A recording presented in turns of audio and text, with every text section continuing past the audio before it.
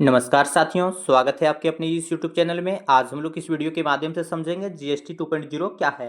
साथ ही हम लोग जीएसटी से संबंधित सारी प्रश्न को देखेंगे और कौन सा वस्तु पर जो है सो जीएसटी का प्रभाव कितना ज़्यादा पड़ सकता है। क्या ये गरीबों के लिए फ़ायदा होगा या अमीर लोगों के लिए फ़ायदा होगा। किस वस्तु का दाम जो है सो सस्ता हो सकता है और कौन सा वस्तु महंगा हो सकता है। लग्जरी वस्तु पर क्या प्रभाव पड़ सकता है, ये सारी जानकारी हम लोग इस वीडियो के माध्यम से देखेंगे। तो आज हम लोग देखने वाले हैं जीएसटी 2.0। उसके बाद हम लोग देखिए आगे देखते हैं इसमें। तो जीएसटी 2.0 क्या है उसके बारे में हम लोग पूरा डिटेल से समझेंगे। सबसे पहले जीएसटी क्या है उसको देख लेते हैं। तो जीएसटी यानी गुड्स एंड सर्विस टैक्स, जिसे भारत में 2017 में लागू किया गया है ताकि विभिन्न अप्रत्यक्ष करों को सरल और एकीकृत किया जा सके।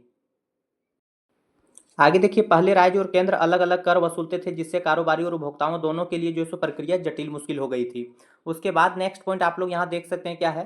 जीएसटी ने एक टैक्स प्रणाली बनाई जहां निर्माता अपने इनपुट टैक्स का क्रेडिट ले सकते हैं। फॉर्मल इकोनॉमी जो है सो बढ़ी और टैक्स प्रणाली अधिक जो है सो हद तक जो है सो सुधरी। कहने का मतलब जीएसटी जब नहीं आया था उससे पहले बहुत सारा पेचीदा था, किस तरह से जो है सो किस वस्तु पर सही से अनुमान नहीं लग सकता था, सरकार को उतना फायदा नहीं हो सकता था। जब सरकार के पास जब आय का साधन नहीं होता था तो सरकार जो है सो समाज का भलाई नहीं कर पाते थे।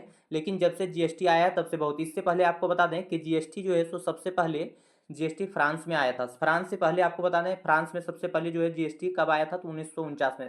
कहने का मतलब जीएसटी को अपनाने वाले सबसे पहला देश जो था सो फ्रांस था। उसके बाद भारत में जो है सो 2017 में अपनाया गया है। तो भारत का जो जीएसटी है सो किस देश से प्रभावित है, तो आप लोग याद रखिएगा, भारत का जीएसटी मॉडल कनाडा के जो है सो मॉडल पर आधारित है, जिसे दोहरी मॉडल कहा गया है। दोहरी मॉडल क्यों कहा गया है, क्योंकि भारत में जो है सो केंद्र और राज्य सरकार जो है सो अलग अलग कर वसूलते हैं, इसलिए इसको दोहरी मॉडल के नाम से जाना गया है। आगे हम लोग समझते हैं कि क्या है इसमें दीर्घकालिक प्रभाव, मतलब क्या इसमें जो है सो प्रभाव पड़ सकता है इसका, उसमें उसको समझेंगे। रोजमर्रा का सामान, छोटे वाहनों और घरेलू उपकरणों सस्ते होंगे, कुछ लग्जरी महंगे होंगे। जो लग्जरी वाला वो है, नॉर्मल जो सामान है जो डेली यूज होने वाला है, देख सकते हैं रोजमर्रा का सामान, छोटे वाहन, घरेलू, ये सब जो है सो सस्ता होगा। बाकी बड़ी बड़ी वाहनें जो है सो महंगा आप लोगों को देखने को मिलेगा। शॉर्ट्स में राजस्व नुकसान, लंबी अवधियों में बढ़ेगा कुल राजस्व। अभी जो है तो तुरंत हम लोग देखेंगे तो सरकार को नुकसान लगेगा लगभग 4600 करोड़ का। लेकिन आगे जो है सो बहुत हद तक जो है सो ये सरकार के लिए भी फायदेमंद होगा। और साथ में जो गरीब लोग हैं उनके लिए काफ़ी ये फायदा होगा जीएसटी 2.0। दिवाली में खर्च कम और खरीदारी आसान होगा। दिवाली में जो है सो खर्च कम होगा और ज़्यादा से ज़्यादा आप लोग खर्चा कर पाएंगे। उसके बाद नई जीएसटी दरें क्या है उसके बारे में थोड़ा सा समझते हैं। नई जीएसटी दरें, 4 जीएसटी स्लैब को घटाकर केवल 5% 18% कर दिया गया। रोजमर्रा की चीजें सस्ती और कुछ लग्जरी महंगी होगी। टूथपेस्ट, बटर, चीज, पैकेज, नारियल पानी, नट्स नट्स, छोटे वाहन, एसी और टीवी कम टैक्स में जो है सो ये सब अब मिल जाएगा। आगे आप लोग देख सकते हैं कि क्या है यहाँ पे, सरकार ने खपत बढ़ाने और अर्थव्यवस्था को गति देने के लिए यह बदलाव किया है, जिससे राजस्व में नुकसान होने की संभावना है।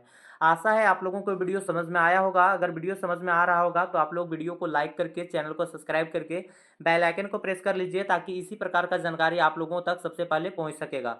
तो आगे देखिए इसमें क्या है और थोड़ा जानते हैं। माल और सेवा कर, मतलब गुड एंड सर्विस टैक्स अधिनियम में हाल ही में कई महत्वपूर्ण संशोधन किए गए। ये संशोधन मुख्य रूप से कर प्रणाली को और अधिक सरल बनाने, पारदर्शिता बढ़ाने और व्यापार को जो है सुगम बनाने के उद्देश्य से किया गया। जीएसटी 2.0 के बारे में बताया गया।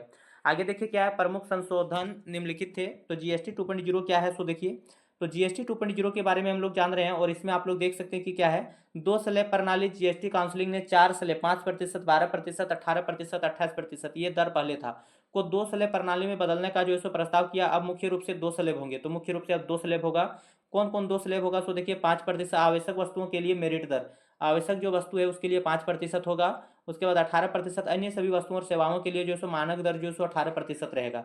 उसके बाद आगे आप लोग देख सकते हैं 40% की नई दर है। तंबाकू, पान मसाला, अन्य विषाक्तता और हानिकारक वस्तुओं के लिए नई उच्च दर 40% लागू किया है। जो हानिकारक चीज है शराब वगैरह, उस पर जो है सो आप लोगों को 40% को देखने को मिलेगा। आगे हम लोग देख सकते हैं टैक्स में कमी।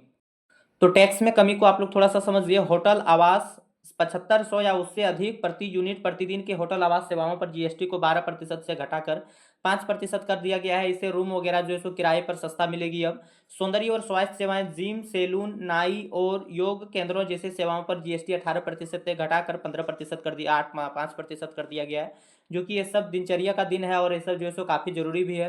उपभोक्ता वस्तुएं, छोटी कारों, टीवी, एयर कंडीशनर, छोटी कार जो बाइक वगैरह है, नॉर्मल कार वगैरह, उस सब पर जो है सो घटा है।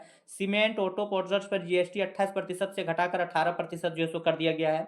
आगे आप लोग देख सकते हैं जीवन और स्वास्थ्य बीमा, व्यक्तिगत जीवन और स्वास्थ्य बीमा पॉलिसियों पर पूर्ण जीएसटी छूट दी गई है।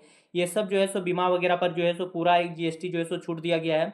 वस्तुओं और आवश्यक वस्तुओं पर शून्य जीएसटी, जो चीज़ बहुत ज़्यादा आवश्यक है उस पर जो है सो एकदम शून्य जीएसटी लगेगा।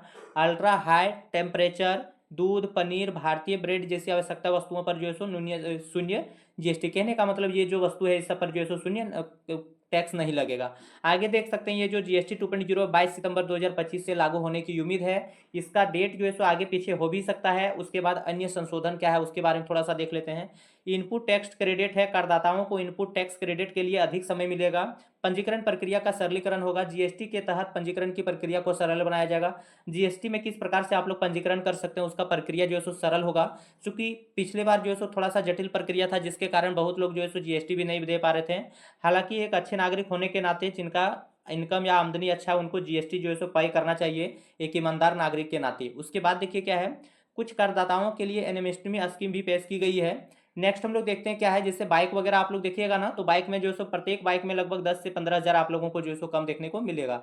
उसके बाद देखिए इन संशोधनों का उद्देश्य जीएसटी प्रणाली को आम जनता और व्यवसायों के लिए जो है सो अधिक अनुकूल बनाना है। आशा है आप लोगों को समझ में आ गया है। अगर आप लोगों को किसी तरह का क्वेरी है तो आप लोग कमेंट बॉक्स में बताइएगा।